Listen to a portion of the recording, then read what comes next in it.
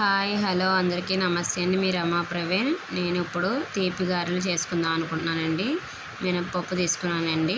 మినపప్పు నేను తీసుకొని గ్రైండర్ బాగా మెత్తగా గారెల ముద్ద ఎలా ఉండాలో అలాగ ఆడించుకొని ఒక గిన్నెలోకి తీసుకున్నానండి. బాక్స్లోకి తీసుకొని దానికి తగిన రుచికి తగిన సాల్ట్ వేసుకొని బాగా కలిపి పక్కన పెట్టుకున్నానండి. బాగా కలుపుకుంటున్నాను. ఉండలు లేకుండా బాగా కలుపుకోవడం వల్ల మనకి ఉప్పు అన్నది ముద్దకి బాగా పడుతుందండి. నేను ఇప్పుడు స్టవ్ మీద పెనం పెట్టుకుని ఆయిల్ పెట్టుకున్నాను. అది వేడిగాక గారెలు వేసుకున్నానండి.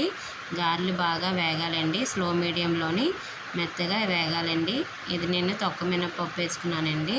తొక్క మినపప్పు వల్ల కొంచెం హెల్తీ ఫుడ్ అండి. హెల్తీగా ఉంటుంది. బలం కూడా, నడుం బలం, బాడీకి చాలా బలంగా ఉంటుందండి. ఈ తొక్క మినపప్పు ఇలా గారెలు వేసుకుంటే చాలా టేస్టీగా ఉంటాయండి. బాగా మెత్తగా దూదిలాగా ఉంటుందండి. తీపి గారెలు అంటే చాలామందికి ఇష్టం కదండి. మా ఇంట్లో కూడా చేస్తూ ఉంటానండి. నేను చేసే పద్ధతిలో ఎలా చేస్తున్నాను అన్నది మీకు కూడా పెట్టానండి.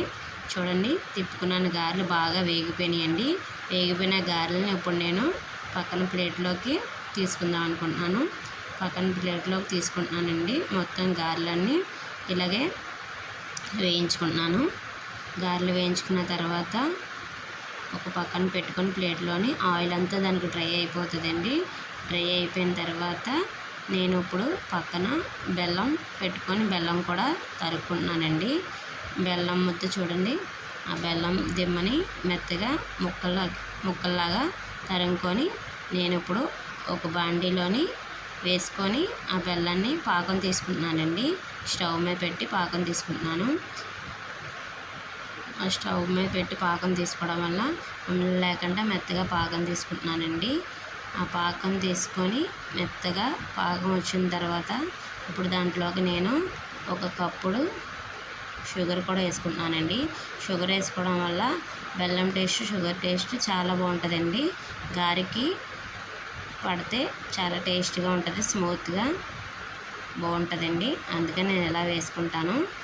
ఇప్పుడు బెల్లం పాకం అంతా బాగా మరిగిపోయిందండి. నేను స్టవ్ ఆఫ్ చేసుకొని పక్కన పెట్టుకున్నాను. ఇదిగోండి గారెలు. ఇప్పుడు అన్నీ 1 by 1 మొత్తం గారెలన్నీ అందులోకి వేసుకుంటున్నానండి. బాగా గారెలు మొలగాలండి. కింద గారెలన్నీ పైకి వచ్చేటట్టు మొత్తం కలుపుకొని పైకి పెట్టుకోవాలండి. బాగా ములిగితేనే దాని టేస్ట్ గారికి ఆ పాకం వల్ల పడుతుందండి. పాకం పడితేనే చాలా టేస్ట్ బాగుంటుందండి. నేను మొత్తం గారెలన్నీ వేసుకొని ఇలా పెట్టుకున్నానండి. అదిగోండి ఎంత చక్కగా ములిగాయో.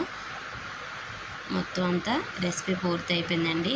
నా వంటకం నచ్చితే లైక్ చేయండి, షేర్ చేయండి, సబ్స్క్రైబ్ చేయండి ఫ్రెండ్స్. Bye friends.